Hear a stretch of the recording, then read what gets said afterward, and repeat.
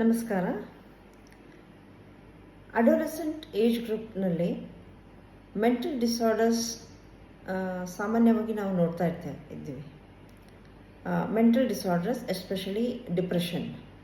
So ಹದಿಹರೆಯದ ವಯಸ್ಸಿನಲ್ಲಿ depression ಹೇಗೆ ಕಂಡುಹಿಡಿಯೋದು ಅಂತ ಅಂದರೆ ಕೆಲವೊಂದು ಸಿಂಪ್ಟಮ್ಸ್ ಇದ್ದಾವೆ.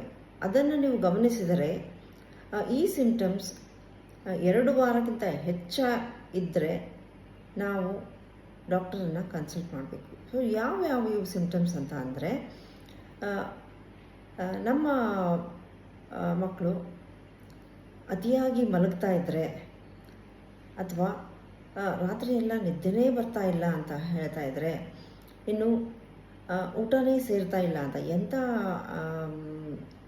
ಅವ್ರಿಗೆ ಇಷ್ಟ ಆದಂಥ ಅಡುಗೆ ಮಾಡಿದ್ರು ಅವರಿಗೆ ಅದು ಊಟನೇ ಇಷ್ಟ ಇಲ್ಲ ಅಂತ ಹೇಳಿ ರಿಜೆಕ್ಟ್ ಮಾಡ್ತಾ ಇದ್ದರೆ, ಆಮೇಲೆ ಕೆಲವೊಂದು ಮಕ್ಕಳು ಅತಿಯಾಗಿ ತಿಂಡಿ ತಿಂತಾ ಇರ್ತಾರೆ. ಸೊ ಅದು ಕೂಡ ಒಂದು ಸಿಂಪ್ಟಮ್.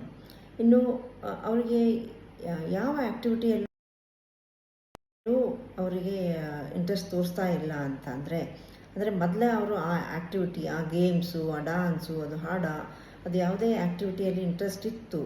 ಆದರೆ ಈ ದಿನಗಳಲ್ಲಿ ಅವರು ಯಾವ ಆ್ಯಕ್ಟಿವಿಟಿಯಲ್ಲೂ ಇಂಟ್ರೆಸ್ಟ್ ತೋರಿಸ್ತಾ ಇಲ್ಲ ಅಂತ ಅಂದರೆ, ಇನ್ನು ಮೂಡ್ ಸ್ವಿಂಗ್ಸ್ ಭಾಳ ಇದ್ದರೆ, ಅಂದರೆ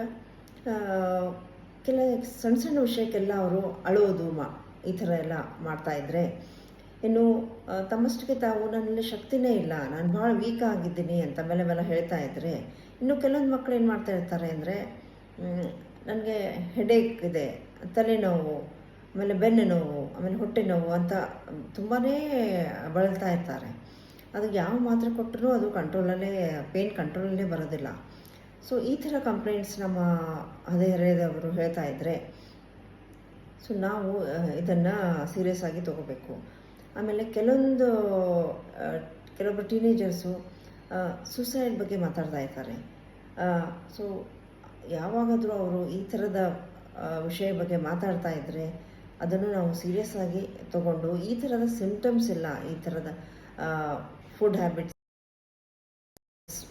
ಬಗ್ಗೆ, ಆಮೇಲೆ ಸ್ಲೀಪ್ ಬಗ್ಗೆ, ಆಮೇಲೆ ಮೂಡ್ ಸ್ವಿಂಗ್ಸ್ ಬಗ್ಗೆ, ಈ ಥರದ ಸಿಂಪ್ಟಮ್ಸ್ ಎಲ್ಲ 2 ವಾರಕ್ಕಿಂತ ಹೆಚ್ಚಿಗೆ ನೀವು ಗಮನಿಸಿದರೆ ನೀವು ತಕ್ಷಣ ಡಾಕ್ಟರ್ ಹತ್ರ ಕನ್ಸಲ್ಟ್ ಮಾಡಿ ಅವರಿಗೊಂದು ಸೈಕೋಥೆರಪಿ ಬೇಕಾಗುತ್ತೆ, ಅವರಿಗೆ ಕೌನ್ಸಿಲಿಂಗ್ ಬೇಕಾಗುತ್ತೆ. ಇನ್ನು ಪ್ರಸಂಗ ಬಂದರೆ ಅವರಿಗೆ ನಾವು ಮೆಡಿಕೇಷನ್ಸ್ ಕೂಡ ಸ್ಟಾರ್ಟ್ ಮಾಡಬೇಕಾಗುತ್ತೆ. ಸೊ ಅವರಿಗೆ ಡಾಕ್ಟರ್ ಹತ್ರ ಕನ್ಸಲ್ಟ್ ಮಾಡೋದು it is very, very essential. So early the consultation, better will be the results.